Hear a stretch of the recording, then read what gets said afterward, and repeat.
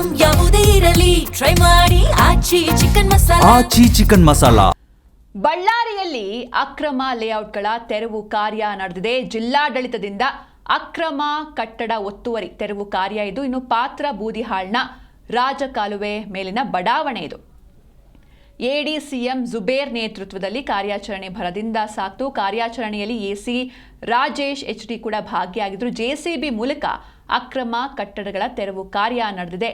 ಗಣಿನಾಡು ಬಳ್ಳಾರಿಯಲ್ಲಿ ಅಕ್ರಮ ಜಾಗ ತೆರವು ಬೆನ್ನಲ್ಲೇ ಇದೀಗ ಅಕ್ರಮ ಲೇಔಟ್ಗಳ ಮೇಲೆ ಬಳ್ಳಾರಿ ಜಿಲ್ಲಾಡಳಿತ ದಾಳಿಯನ್ನ ಮಾಡಿದೆ.